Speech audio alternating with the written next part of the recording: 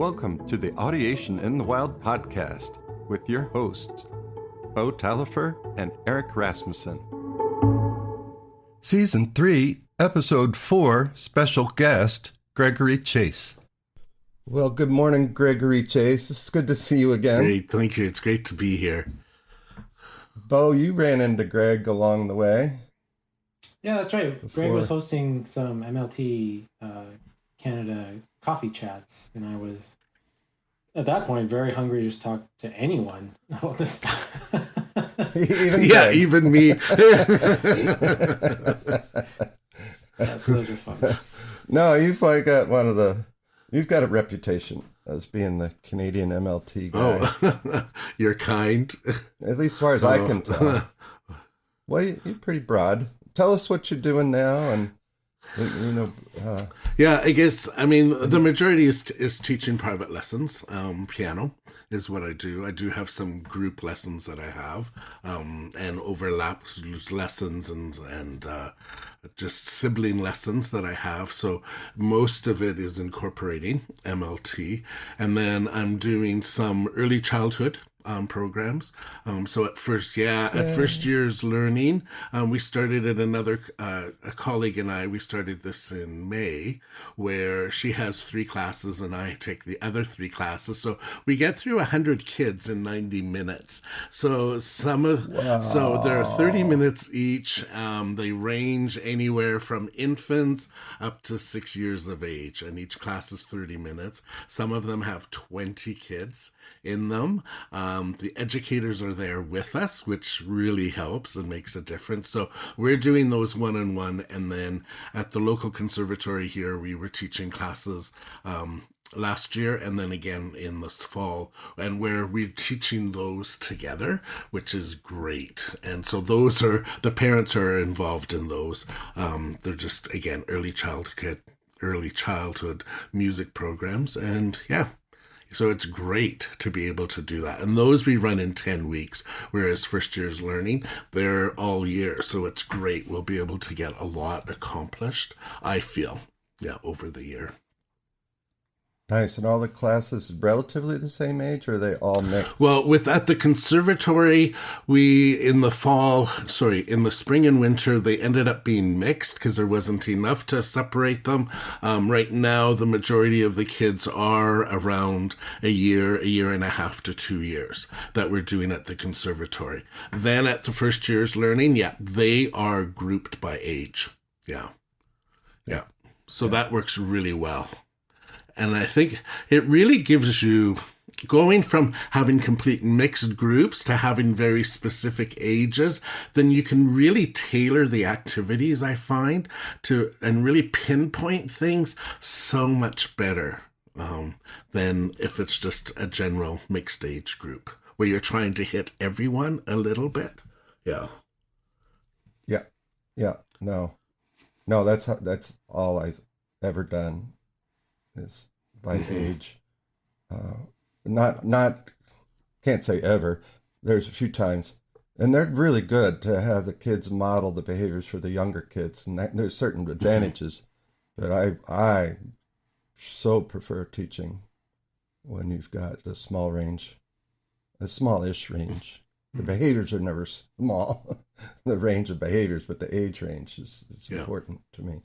Yeah, and I would say one of the things that I realize, and I remember hearing Gordon saying this to Dr. Runfola. She had videoed him towards later in his life, and she had an interview with him, and he said, we get these kids that come here, and then we beat the rhythm of all musicality right out of them, by doing these things. And that's one of the things that I really find with teaching these early childhood music programs is how so often we're the ones that are actually holding the children back.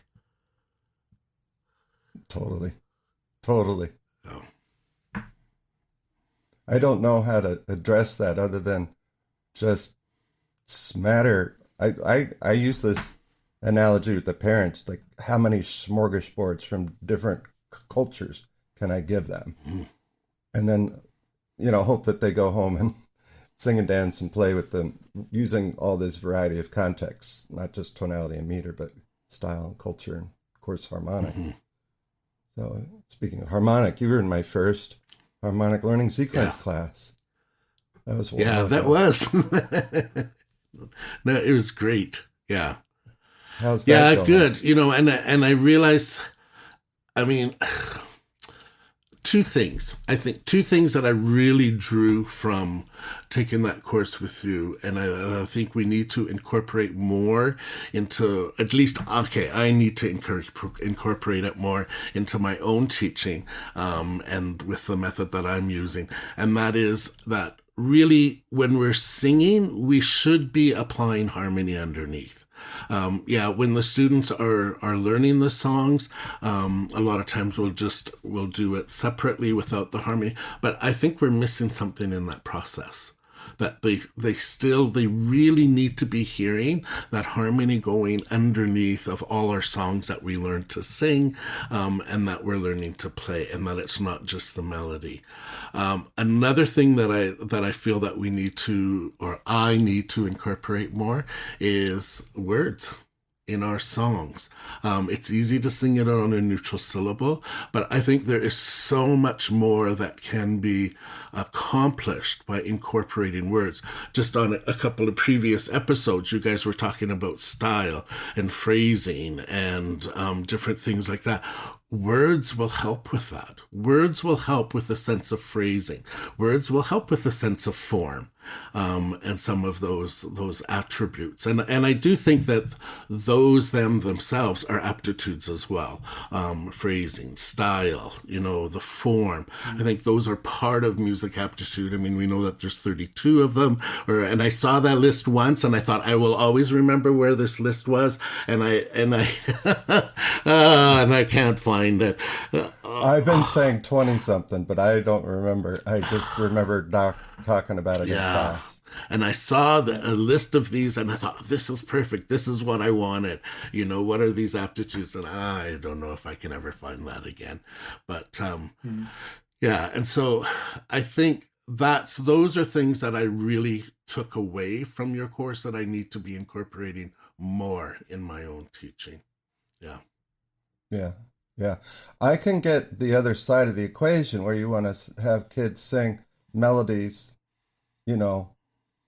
by themselves, so they're not leaning, to imitate by leaning on the harmony to imitate the melody. I get that, but I think there's too much to lose to not do, what I suggest. And then also, there's not enough to gain to only do it the other way. So it's a both and, but I prefer heavy balance more on the harmony, obviously, because you got to acculturate in harmony. You can't just, it doesn't come out of the air, and it doesn't come out of tonal patterns. At least it's a different audiational skill to get tonal patterns into rhythm or into harmony than to listen to harmony and understand harmony without the tonal patterns, which I just found you can do way early in life. So 2 years old, it's crazy. And I think Greg's point about Eric, your use of words and diction in your curriculum, I've just found from a practical level, especially when I'm working with young kids, when you teach them a song with words, they come back next week having sang the song to themselves 100 times sometimes. And I don't see that the same when there's not words with the song. And so even just from a purely pragmatic, practical level, having the kids engage more with the song. But yeah, words are a great idea. And I think highlighting what Eric said is so important. Pretty much everything we have advocated on this podcast, we're not necessarily saying like anything that's been traditionally taught in MLT should be jettisoned. But we're just saying maybe you could add some other things in with that too. And this variety of like with words, without words, with harmony, without harmony is all good. Do it all. There's more learning available when you play around with things like that. And it tends to make it a lot of fun to do that stuff. Yeah, it gives kids agency to come back and say, I want the da-da song, or whatever, the dinosaur, da-da, the da-do song. Yeah, and Eric, you have some crazy chants too. Like your whatever you want to call them, odd meter chants, BB chants. And I couldn't see people getting into those as much without some of the words. Oh no, no way. Well, because it's a catch, right? They want to have that catch. They want that moment of anticipating, the very specific thing that they're waiting for, that one word that they're after or that they're waiting for, the whole chant or that the whole song can be hinged upon. Mm. Yeah. I had a 3-month-old, not even 3, like 10 weeks, right? It was a private lesson. Nobody else is. Oh, there was another newborn, but she was sleeping when I got there. And that was it. I had a private lesson. And my world kind of exploded, because I've had 4 or 5 months old the last few years, but not somebody that young.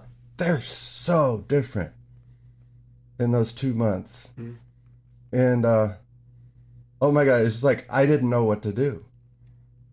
Right? So I just started drumming on stuff and doing little stuff. I did know what to do, but I mean, it was just like, I don't need a plan. I just go for it and whatever. But yeah, that was an experience of mine this week that makes me just go, yeah, I love it. Love what we do. There might be people out there, Greg, how did you get into MLT? They might not know your backstory. Yeah, it actually came through Jana Olson. I mean, we're entrenched in our examination systems up here, good or bad. And I don't know if we want to touch on that because I've struggled. I would like to. Yeah. So she actually came and she was examining one of my students. And so it was like an elevator conversation. She just got off the plane. She booked a rental car. She came to my place, examined my student. She was off to another center to examine later on in the day. So there wasn't really time to chit chat. But at the bottom of my stairs, because my studio was upstairs, at the bottom of the stairs, she had just kind of mentioned very briefly a little bit about music learning theory, how it's based on how we learn and how the brain processes music. And so whatever her elevator speech was, and it was probably only a minute, if that, she caught me because that was just something that I was always interested in. Previously, we just had a son. And so even before he was born, I started to read about the male brain and taking that process. And I thought, okay, so now that I know this, how can I apply this? If this is how the male brain learns, how can I apply it to music? And so that was really the key that I was kind of missing. And so when Jana had kind of mentioned it, and she had mentioned her friend Marilyn Lowe, so I was repeating the name over and over, Music Moves for Piano, over and over in my brain as she was talking, so I wouldn't forget it. She left the door, I ran upstairs and started Googling, and as they say, the rest of that is history. So that's really, it was just a 1-minute conversation. And it came at the right time, and as they say, when the student is ready, the teacher will appear. And I was very much ready for something different. I knew there had to be a better and a different approach to music than what I had been doing for decades of teaching. So yeah. I'm curious to know, like, before this conversation, before you reading about Gordon and MLT, had you had this kind of audiation insight that there's a difference between people, pushing keys down on a piano and the difference really between someone audiating what they're playing? Had you had subtle inclinations of that in your history, or was this I don't think so, because I just would have attributed as playing by ear. And I mean, I guess, no, that's not true, because I do have a friend, and it's an old-time fiddler group.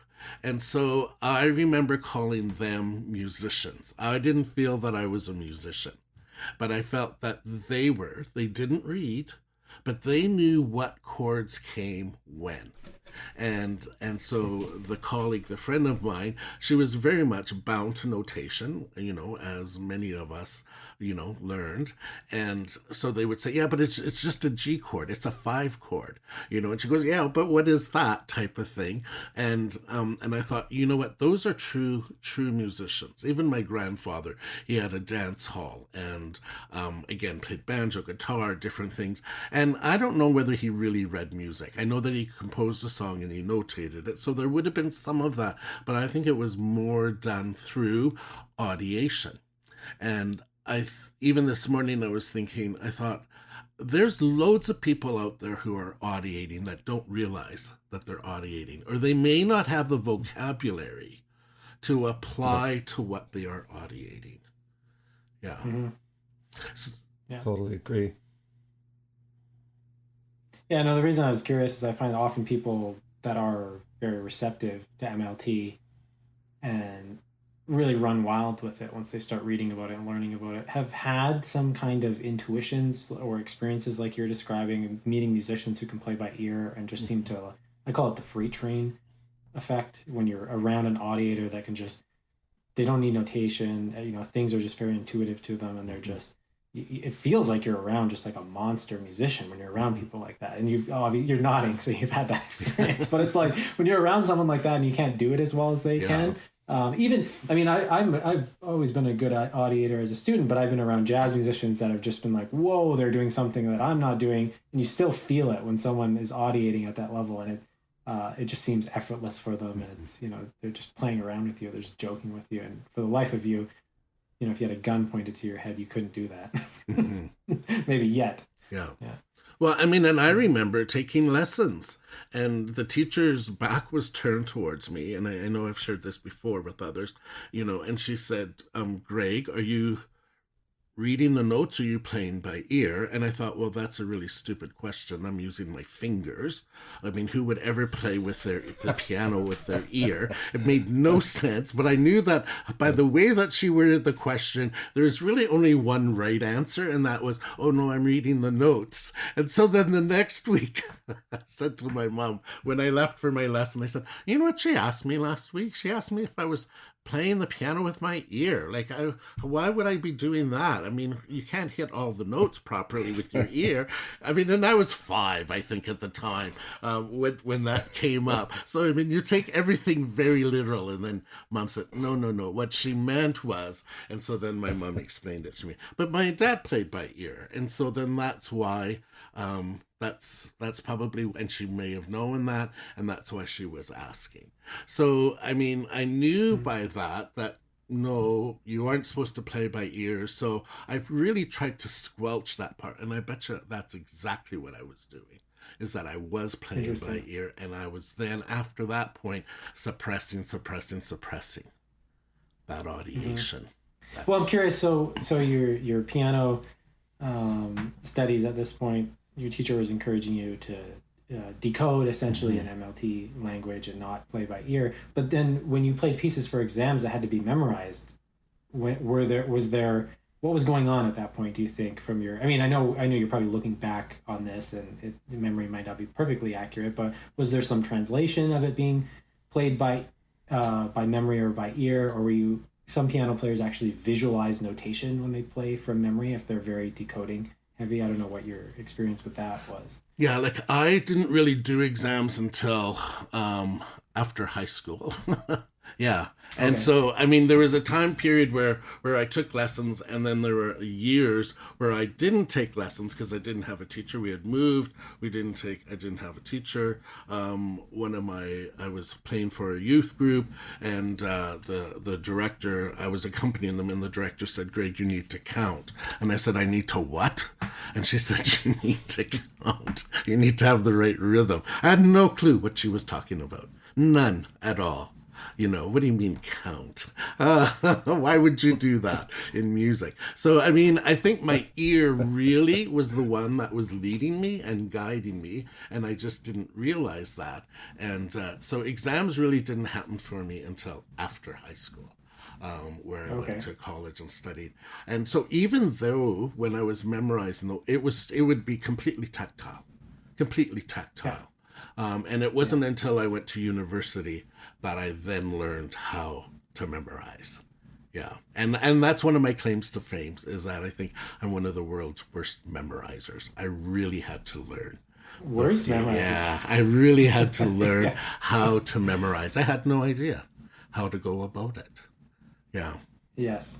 Yeah. Yes. Yeah, especially with piano, I find, I've mentioned this on the podcast before, but I get students who are in Canada, North America for the Royal Conservatory. They're working on grade 5 or 6 pieces, and I'll bring them back down to 2 or 3 and actually make sure they're audiating the bass lines they're playing, or the separate. People are playing Bach tunes, but the left hand's not audiated at all. It's just they're audiating the right hand, and the left hand is entirely a tactile association. Maybe there's some rhythmic audiation of the patterns they're playing. But if I said, "Can you just sing anything from the left hand that you played?" and it's entirely its own voice. It's not even chords. It's an actual melody.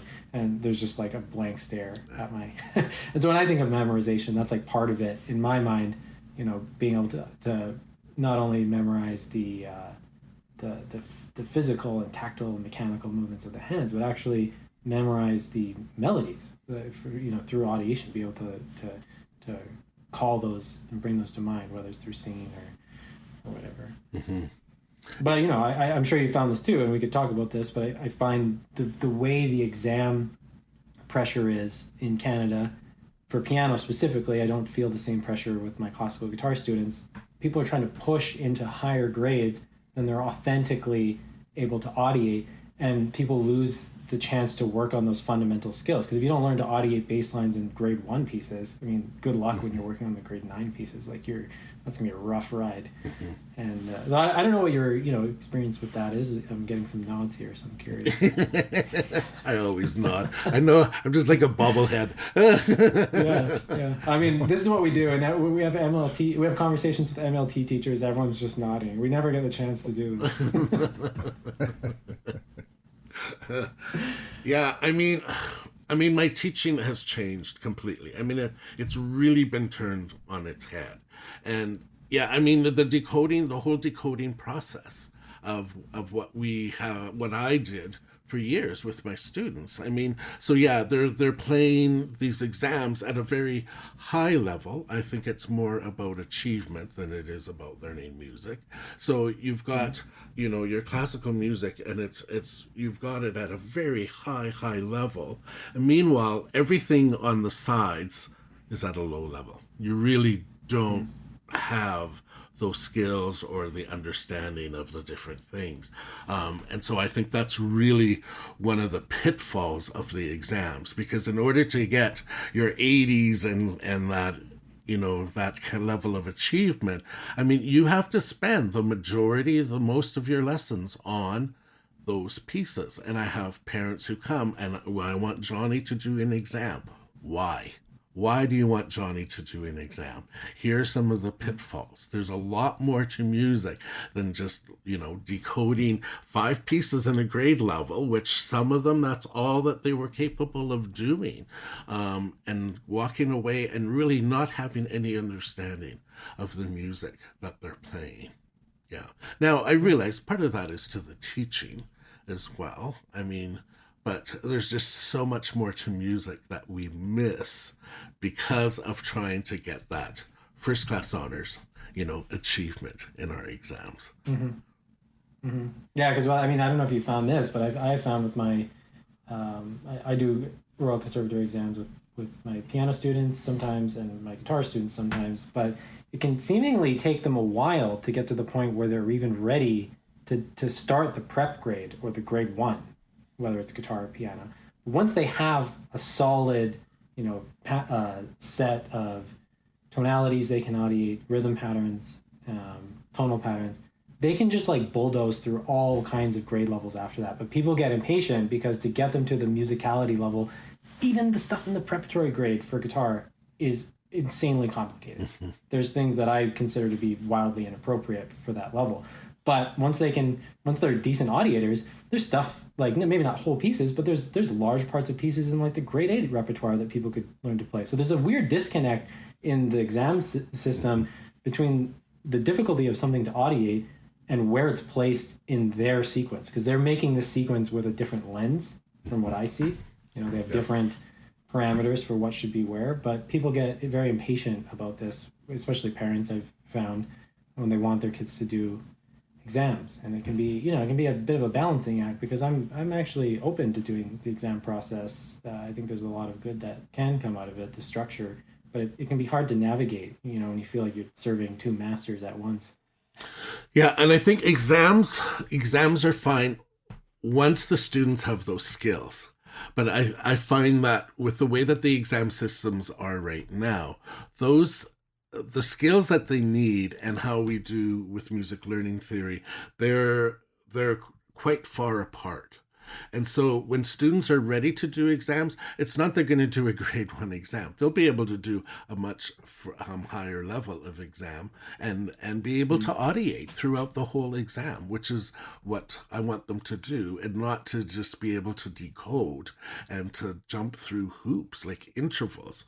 Identifying intervals is just... I have no use for that.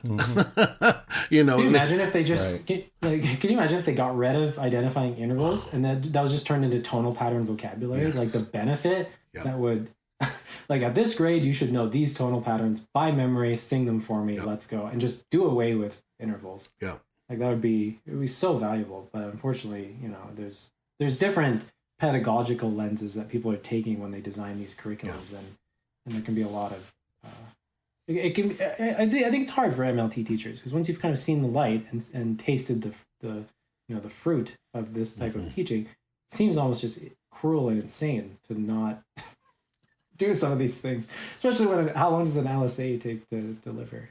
Yeah, that's just it. Yeah. Yeah. Like I don't know of any songs that are only 2 notes long. If anybody knows or knows of one, let me know. Someone out there is like, challenge accepted.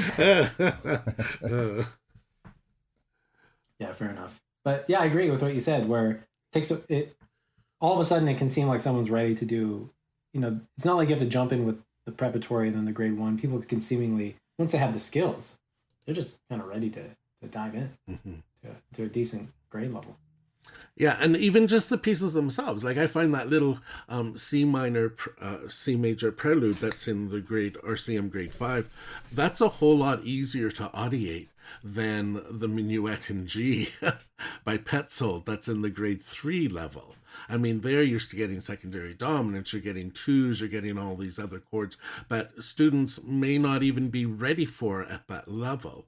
And so then audiation-wise, that is what makes it a challenge, is that when you're grading pieces, you're really doing it at a totally different level when you're doing it through audiation rather than through the harmonic functions that some of these books or the technical ability it takes to pull the piece off. And I find the same thing. There are pieces, I know the guitar repertoire really well. There are pieces in the grade 10 guitar repertoire that are easier to audiate than pieces in like the grade 2 book. And it's just like, this makes absolutely no sense. And I get that, these we're not trying to pick on the Royal Conservatory by any means. I'm decently satisfied with the program, but the problem is when you're taking an MLT lens to doing exam prep, you really have to be critical about like what is useful in terms of the sequence of difficulty of audiation of these pieces. And you can have a student in grade 2 that's a really good audiator. You give them something more difficult, but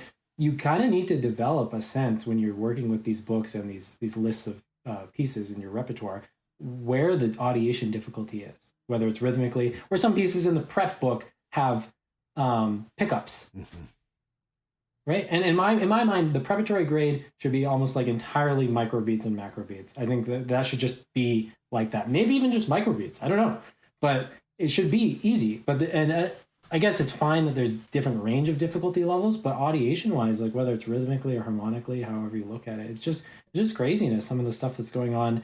I think the easier levels should be easier, even more easy than they are, because there's such a high barrier for people to go from like not playing at all to get in the exam prep.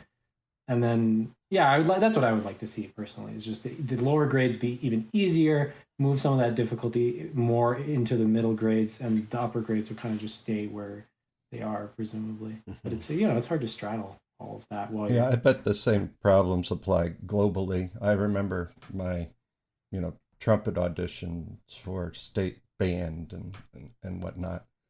That I don't know how it made sense to them. I haven't looked at it from an MLT lens, but just thinking back, it's like those were one-time pieces and then now they're gone. I don't, yeah. I memorized them. I did what I needed to do. I scored whatever points I scored. I got into whatever bands I got into, and who knows, you know, why. you know, just sheer luck or you know, an underlying good ear. I had a really good early childhood in my, singing in choir at 4 years old Mm-hmm. at church and stuff like that. I think it just, gave you a foundation for stuff. But I bet that if you look at other programs, the conservatory programs uh, here, uh, I don't understand. I was asked to adjudicate a harp festival a long time ago, uh, and there was some of this. It was just mind-blowingly musical, and it's just this is beautiful, and they're putting heart and soul. And I'm sitting next to a faculty member from another organization, another college, and boy, did she rant and rave about something that was just horrendous to me. Interesting. And we're talking, with each other about our scores and who we're going to give uh, money to because we had, some grant money, like a couple $100 and $50, not a lot, but oh my goodness, just because this one older child, I think it was high school, was the highest level, could play the most difficult piece and literally didn't play it at all, just banged the notes out of her fingers or plucked, and I remember just shaking my head leaving that room going, that's a world-class harp teacher insisting to me that that was musical when it was anything but. Mm-hmm. Like deservingly musical of the higher, maybe it was somebody she knew and she was trying to play her chips, but how backwards. Yeah.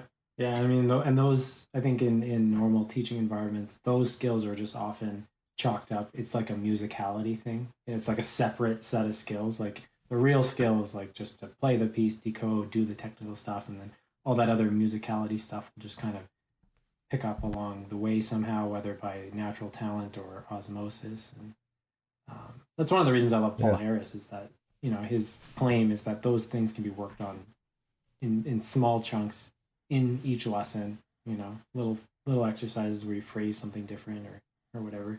Eric, you said something else that reminded me of, I'm curious to hear, like, Greg, your experience growing up, learning to play piano. Were you encouraged to listen to the pieces that you were learning, or was that actively discouraged? Or No, I don't. I mean, my teacher probably played them through, and then I learned them. That would be about it. Yeah. But, so, it's not like we listen to recordings or anything like that. Yeah. I know one thing that one of my teachers did is at the end of every lesson, we sang a song, and it would be something that was on the, the pop charts at the time. And I always enjoyed doing that. I always enjoyed the singing aspect of it. And we would always end our lessons that way. And looking back now, I realized how important that was. At the time you just do it because it's fun, and you enjoy it. But there's just so much more that she was teaching us without us even realizing it. Yeah, as we were doing that. But no, I didn't listen much. I mean, in university you do, only to kind of get an idea. Then after you've learned it, then you're going to listen to it, to the different interpretations. But your purpose of listening is completely different because by that point you already know the piece. Yeah.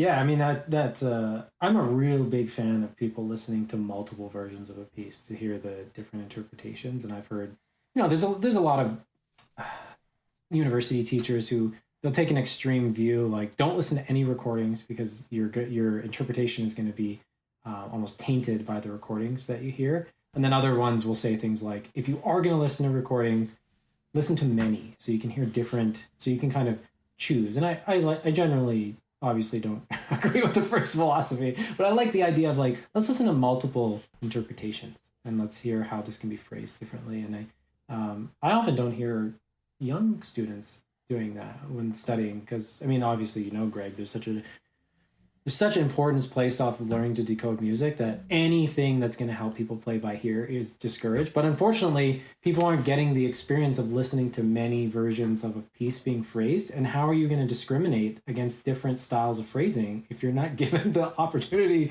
to listen to them? And, I'm thinking of this flute teacher I used to work for and work with. She owned this music school that I worked with, and she taught by decoding. So, but her students were amazingly musical. And why was this the case? She played everything right before they played it. Always gave her students an oral example. So if they were going to play 8 bars of a piece, 4 bars of a piece, she played it masterfully, beautifully right before they decoded it. And so I always saw that as like an interesting, it's just an interesting situation from an MLT lens, because she was decoding, but there's no doubt her students are musical, masterful phrasers, masterful players, instrumentalists, and I'm convinced her students were really audiating. But she always gave them an oral example, literally the second before they decoded. But as we see on piano, what's more common is blind decoding. Not even so, we're decoding, which we're not even like that crazy about to begin with. But then a step worse than decoding is like this blind decoding, where you don't even get to hear context or meter or a resting tone, and you're just trying to like play the notes. And I think that is in like a different galaxy of unusefulness than what this other teacher was doing, where everything was played before the student was asked to, work with the notation, even at the decoding level. And I think piano just has like the worst rap for this out of all the instruments.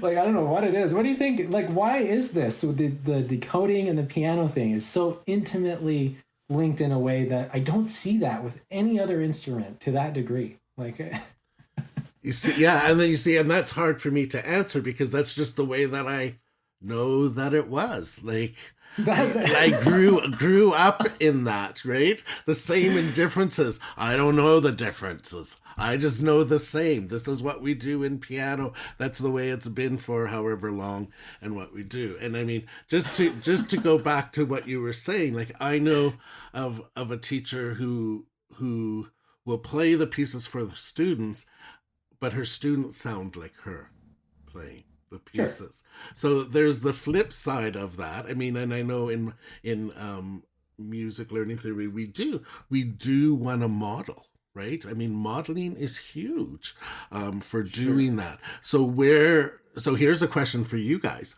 Where does the modeling stop, where the students are not imitating what we're doing, but are now starting to bring their own interpretation and them as a person bringing that to the music? So I see this I think this is super important, and I see this is a type of inference activity applied to phrasing, essentially. And I think the way that you build that with students is you start very simply just having them phrase it in different ways, and they have to model you, because at first they won't necessarily have the musical intuition to just naturally phrase something different. So you model something all staccato slow, all staccato fast. Some notes staccato slow, some notes staccato, some notes legato, and just different types of dynamic schemes and all this kind of stuff. And you have them imitate that enough, and it seems like at a certain point their brain just hits critical mass where they just intuitively phrase things in different ways. And the reason I like viewing it like that is it lines up with the skill learning sequence. It lines up with going from discrimination to inference learning, and it actually paints a practical way to do this with people, rather than just chalking it up to like raw musical, like mysterious talent. It's a way where you can go with a 6-year-old from day one into someone who can actually phrase things properly. And it just starts with little discrimination exercises. But obviously, you know, that being said, that's one way of looking at this whole thing. I'm not saying like that's gospel, but it's for me been a very workable way of looking at this, and I love it. And I think students love the aspect of playing an instrument where you're just technically trying to control the instrument is so often bludgeoned into people in the sense that it demotivates them from playing. But if you just take a simple piece or a simple melody, and then the practice is not so much this like technical slogging through like mastering the instrument, it's more of learning how to phrase things and control the sound. That just seems inherently more enjoyable to do than to kind of always, like, if the only aspect of playing piano, for example, is working on harder technical things, unless that's your bag. You know, some people, that's their bag. Like they want to do that. It's just, for me, it's such a weird way of approaching music in the sense of this one-dimensional, like physical skill. But you know, Eric, I'm interested to hear what Eric thinks, because he's a brass player, and I've had better experiences with wind players and brass players and stuff where there's so much of what they talk about is controlling the sound. You know, that is like the beauty of those instruments, is the way the sound can be carved out in a way you can't get on the piano quite the same, or you can't get on the guitar the same. So I mean, I don't know. What do you think, Eric, about teaching people to phrase? Yeah, I got a few things in there. One right off the bat, and the strongest thing, is how many times do you see piano students get off the bench and move their bodies, move to that phrase. Now move to that phrase this way, and give them movement vocabulary in, you know, all the Laban elements and combinations of elements, so that they can feel the stretch and the snap of a phrase, or the light bubble, right? And the landing of something that's just serene, that you want to, right? And that imagination or audiation, you know, of movement is, you know, somehow pushed out through your digits onto the piano. So, you know, and I always tell parents, you know, look at all these conservatory students practicing in the halls. Tell me if any of them are moving, other than their bow. Are they, like, tell me they're doing what I'm doing with your children in class. I just don't see it. With regard to my specific, you know, being a trumpet player, I got 3 teachers in my 4 years in my undergraduate school. One left to go to another college, another came in, and he was great, but they weren't going to hire. They were going to hire him back at the same level as the first year, and they like, no, I'm not handling. So they left. And then I got another guy, and this guy wanted to change everything I had been doing. And I'd had really good instruction in high school from a trombone player who turned down Glenn Miller to play studio stuff in New York. And he would do crossword puzzles and all this stuff during my lesson, but every time I did something wrong, he would sing that measure back to me. He was just insane. But I finally fought back with this third trumpet teacher in undergraduate, and I said, I only have another few months with you. Why am I going to change everything when what I'm doing works? Well, how do you know it works if you don't try it? What I'm telling you. And like, well, who do you really like to listen to? And I said, Miles Davis. And he said, well, he made some awful noise because all the squeaks and, you know, things that Miles would do with his trumpet. And he put Miles Davis down, and I knew better. So the validity of that guy just got cut right off. So, it's same as my piano teacher in high school. As soon as I found out she liked Barry Manilow, I dropped her after one more lesson. What was in me that I would do that? Like, there's a piece of integrity missing that just, I don't understand. There's something I can learn from you, but I was immature for sure, but at some level, I was like, I'm standing up for myself. And this, you don't like Miles Davis? Well, to hell with you, buddy. I'm still going to work hard, do my recital, and I'll go through and I got what, A minus or A's in my lessons along the way. But boy, did we butt heads for a couple of weeks. He was really angry with me. He was a brand new professor, and I was a senior, so I was. Sorry, Eric, was he like a jazz trumpet player or? Yeah, both. Okay. Yeah, I just wasn't sure. Yeah, really well rounded. Yeah. Yeah. But he just when you take Miles Davis and say he's not worth anything, or people can get very opinionated about. Wow, that's like, kind of crazy to me. Musicians and phrasing, the way people phrase. That's just it. Is like, what did I listen to? I was listening to Freddie Hubbard, Miles Davis. I was listening to Maurice Andre. I was listening to, Doc Severinsen. I was listening to a lot of different trumpet players, Maynard Ferguson, the blowhard of them all. And so many trumpet players. And Miles Davis I was just always held him in a higher regard for the musicianship of his band, more than necessarily his playing, at least at that point. But I didn't know him as a bebop player until much later, mm-hmm. when he was playing with Charlie Parker a little bit and whatnot. That, so all those different experiences of listening, feed my general sense of where I want to go with a phrase. Plus all the orchestra stuff I grew up with almost no jazz until high school jazz band. It was all classical. Everything I listened to was classical, unless it was in school. Mm-hmm. And I just, I fell in love with Stravinsky and Mozart and you name it. It was just so good. The B minor Mass, I remember that. At 5 years old, I remember, Benjamin Britten, Young Person's Guide to the Orchestra. And I was 5 years old, sitting in the Academy of Music, listening to the Philadelphia Orchestra.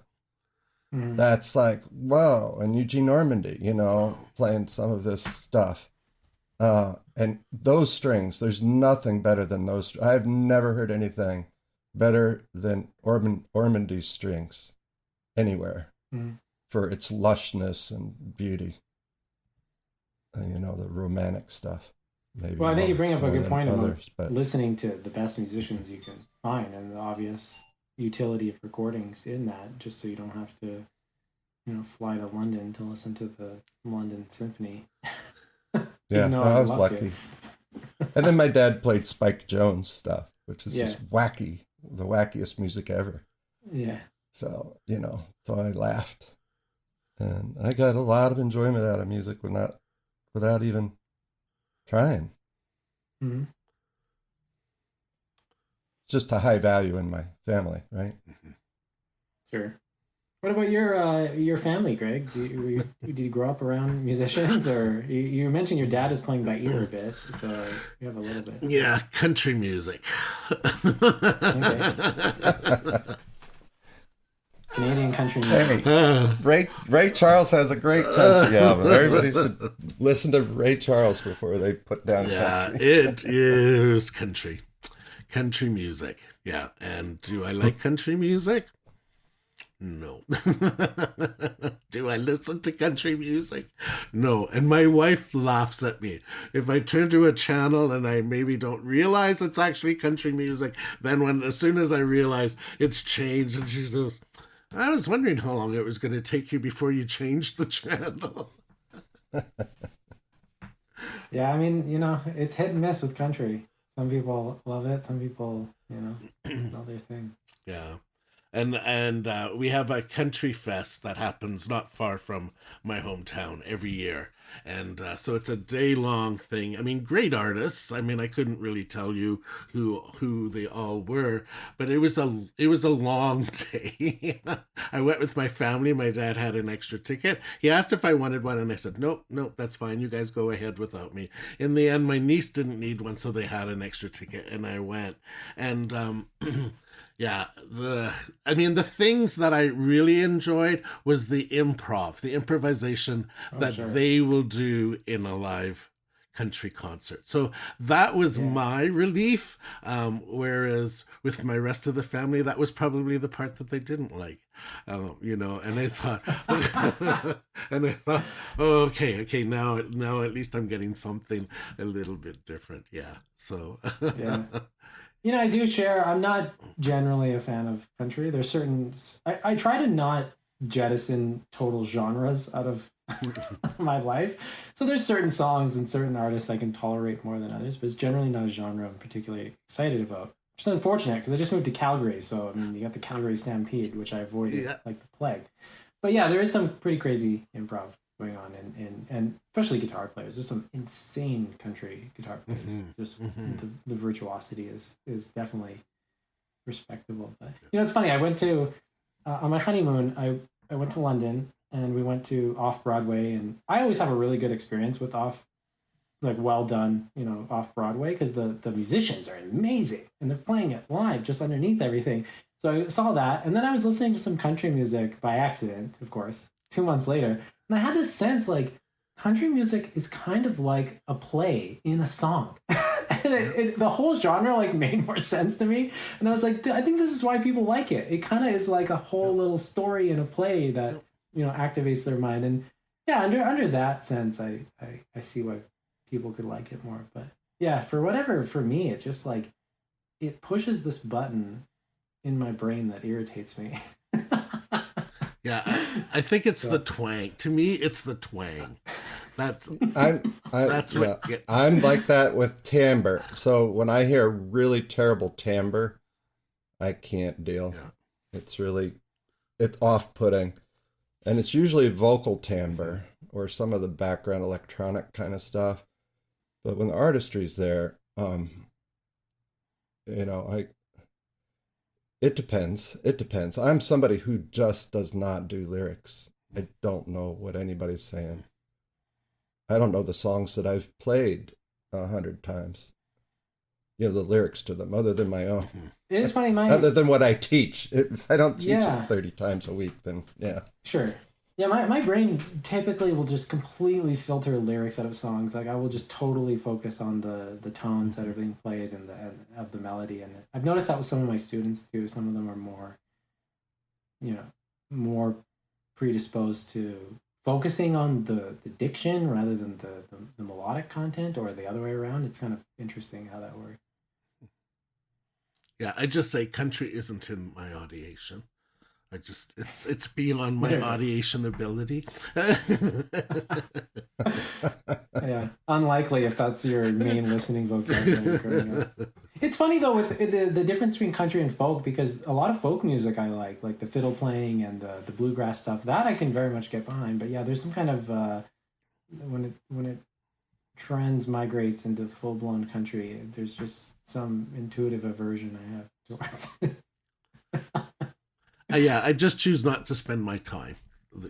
I mean, and I totally respect anyone who really likes country music. Sure. That's definitely for sure. It's just, and I don't mean to be highbrow or anything, because I think there is stuff that it does have to offer. Lots of things. It's just, I prefer to spend my time listening to different other music. Yeah. No, we all have the right to have a disdain for stuff that just doesn't fit.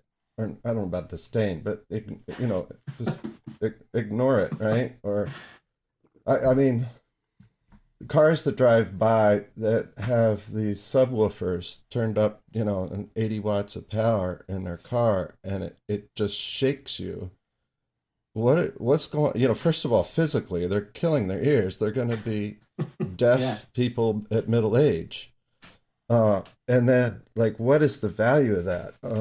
what, and then, I associate that with the rhythms that are going on, and they're haphazard at best. Yeah, I mean, I always chalk And that. That's more of there's like a an lot of energetic that. thing, right? But but I've bought tickets to hip hop shows, and really enjoyed them. Yeah. So a select couple, of course. My buddy like got really good ears, and he's a way more progressive listener than I am. I'm old school. I love my 20s to 70s stuff, Sure. And selected others. But what do we bathe ourselves in? But I do have to interject. Is it Louis Armstrong, Duke Ellington, or both of them? There's only two kinds of music, the you know good and the other kind. Yeah. So I try to adapt that philosophy, always looking and being open to something. But if you're talking strict what you hear on the radio kind of stuff, the pop music of the radio, most of it is just bland, nothing special until there is something that's really ear catching We for had this. whatever reason. I had this experience where this book club that I have, we're doing an album of the week, kind of thrown in there too, which has been fun to do. And I was listening to this Beach Boys album. Unfortunately, I listened to the wrong one. We were supposed to listen to Pet Sounds, and I listened to the wrong album because I couldn't remember which one the guy had recommended. So we were listening. I listened to the L.A. or the Light album, Beach Boys, and this was yesterday morning. I was walking around listening to it. I listened to the whole thing in one listen. I was like, you know what? This is good. It's well sung. It's well produced. Everything is right where it needs to be. But there's just something, in terms of in terms of the harmonic content or whatever it was, there's just something that's not like really pulling my attention in. And obviously that's a personal preference thing, but I think it was a bit surprising to some of the other people in the book club because they're not all musicians, and it's kind of like, I guess people bring different lenses to their listening, what they're trying to get out of music, what they're searching for, what's interesting to them. But this album was good. I wouldn't say it was bad by any means. It was even extremely well produced. It was just not something that kind of got me excited. That kind of made me go, whoa, I wasn't expecting that sound, or or something that when I really enjoy something, I get a hit out of re-listening to it. The experience of like re-listening to it, or especially on the guitar or the piano, the like replaying it like it fuels itself. But it's kind of missing. Where do these preferences get created? Is it because you didn't listen to it? Because you listened to it and made a decision about not having it be in your environment anymore as little as possible? Or, is there some prejudice, or is there some, some experience that instilled, like, why did I get turned into jazz only after I went to college? And I couldn't get enough. My first jazz experience was listening to Oscar Peterson, and that'll do it. I just sat there with the headphones on. My buddy sat me down and says, "You got to listen to this," and he passed me a reefer, and I sat there, 17 years old. Here we go. Let's listen to this, and oh my gosh, my mind blew off, and not because of the drugs, but wow, I was transformed. And then from then on, most of my free time after dinner, go back to the dorm and see who was home and who had the stereo running, and swapping albums, and sharing experiences, and it was pretty crazy. We had the best of the best music in 3 years in undergraduate school.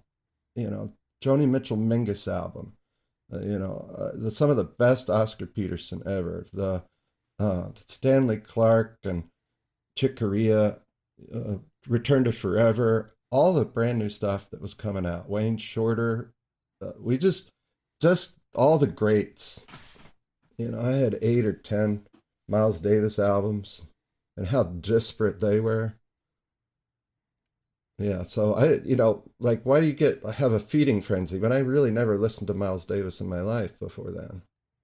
See, Yeah. I think it's aptitude. I think that's another aspect of aptitude. Like I grew up on country music, right? And I remember here turning into a radio station, and so I think it must have been Brandon. And we heard my sister and I just on a little radio heard something, and I said, like, what is that? What kind of music is this? Because it was something so foreign to us. Well, it would have been Saturday afternoon at the opera, is what we heard, Hmm. or the symphony. I mean, that was the first time that I ever heard of opera. We didn't have a high school band. We didn't have orchestra. We had choir in my school. So that was really the extent of the music that I heard, other than on the radio. I remember being 5 years old, and my mom pulled out a record, and it was red. She put it on the little portable record player, and it was Christmas music. It was an orchestra playing. It was the most beautiful. I'm going to get emotional, but it was the most beautiful thing I had ever heard in my life. Mm. Like, where did that come from? Yeah.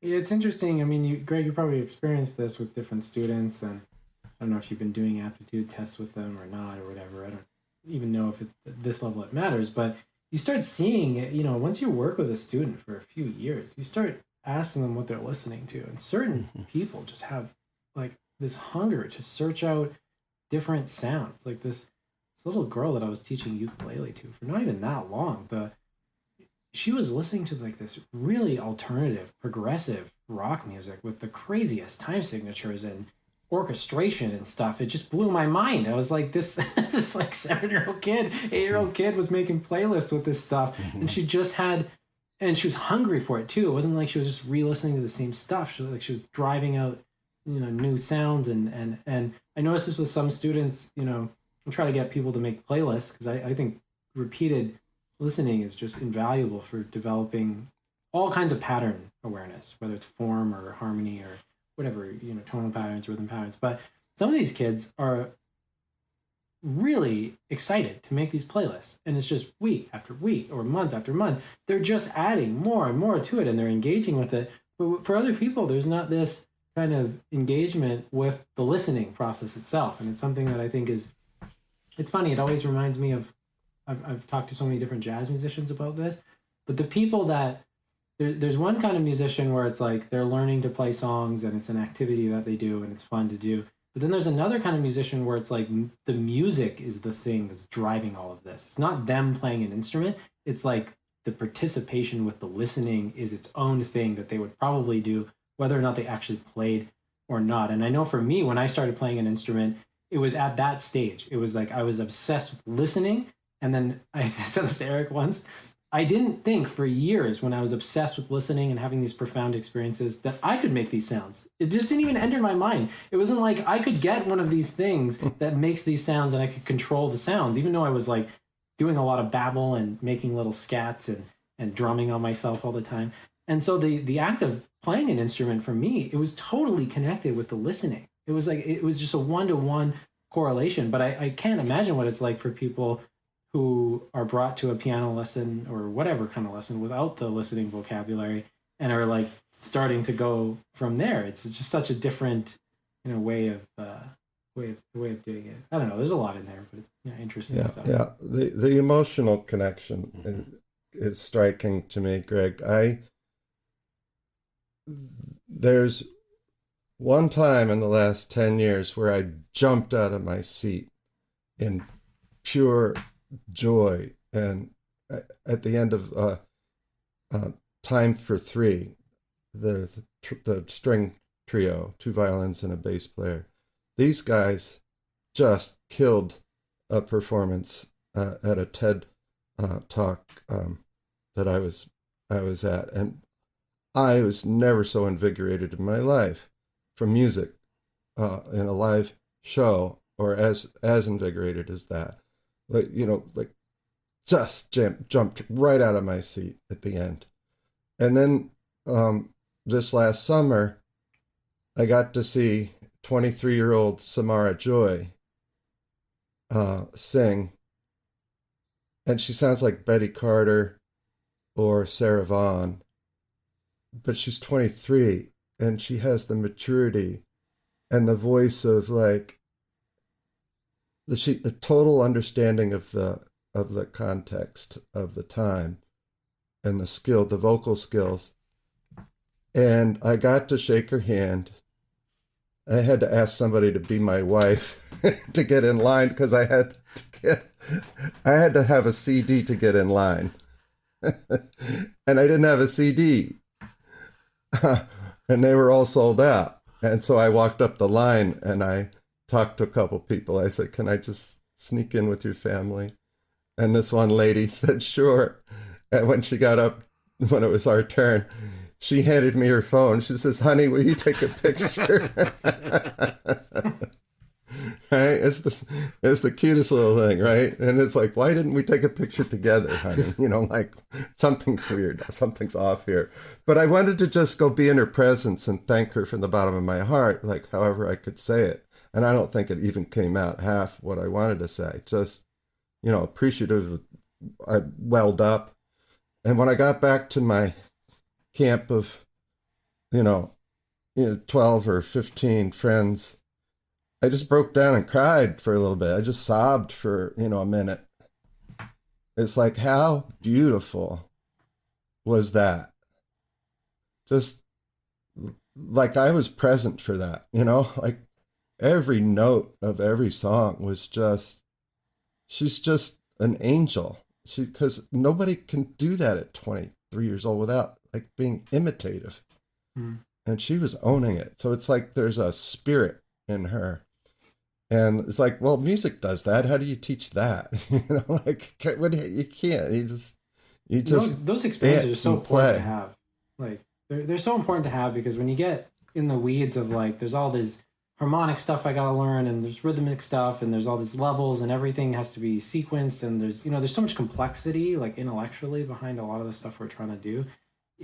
Having those experiences, semi-frequently, or at least strong enough that they last a while, it kind of cuts through all the crap of like, there's all this crazy harmonic stuff I gotta learn, and all this, all this stuff has to be practiced and worked on. Just when you have that experience, that emotional connection, it makes the whole project kind of clear. Like you get like a 40,000 foot view on what you're even doing here.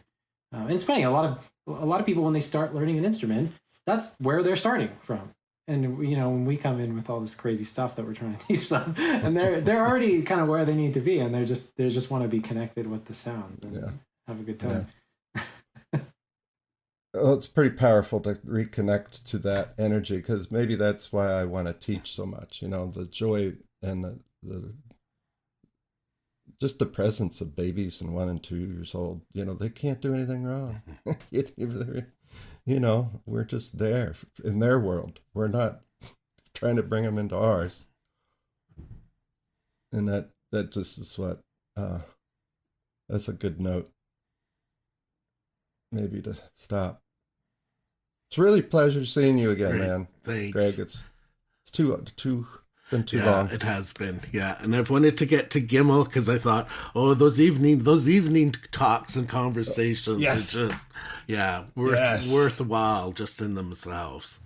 10 times more important than the sessions themselves.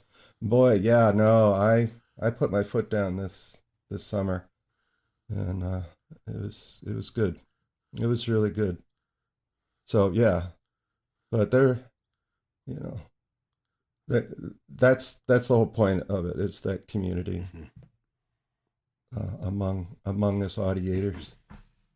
Hey, Greg, before we wrap up, can you share with everybody, are you still doing these Canadian MLT coffee chats? I came to some before. My schedule's been horrendous for coming to them, but yes. Why don't you tell us a bit about this? We do it the third Friday of the month, so they're still on that. We have one coming up this coming Friday. Yeah, and it's It's just a group of Canadian teachers who get together, and we have the various topics that we talk about. It's a variety of different levels. Some are just in the learning process, learning about MLT, and so just to help with the guidance of it and to answer questions. And a lot of times we have a topic that we're going to focus on. Not that it doesn't get derailed, which often does in things like that. But yeah, and so it's just a group of us Canadians getting together because then we can just openly talk about some of our frustrations. And I mean, we've got the exam systems, different things like that we're dealing with and working around and maneuvering and making to work for us and how we teach. Yeah, and so yeah, we're still doing that. Yeah, and the American wants to know, do you have to be Canadian to attend?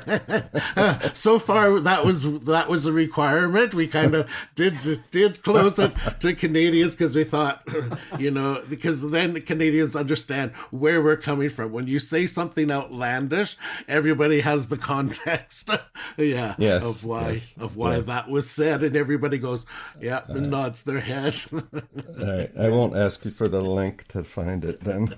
Yeah, and I just wanted Greg to mention this because I went to these before, and I think this is just, it's so important when you're in like a super niche topic like this to have a community of people who actually understand what you're talking about. And you'll find once you start talking to people about it, the ideas just start staying in your mind, to a much stronger degree, and the whole thing just feels more enjoyable to go through. And that, so I think it's whether it's if you're eligible for Greg's group, if you got your Canadian passport, but I'm sure there's other groups out there that you could join too. But I think it's such a good idea to get involved with adoption papers are in order. Well, the definition of Canadian is you're either born here, you live here, you fly over here, or sometimes the definition of Canadian is pretty loose. It's great talking to you, though. It's really good so conversation. Thanks for the invite. Yeah, it was great. Lots of fun. And I know that I'll be mulling things over throughout the rest of the week and going, oh yeah, when they said this, yeah. And no, that'll happen soon. Yeah. Do this long enough and you kind of just throw caution to the wind anymore. I barely even edit. So, no, thanks again.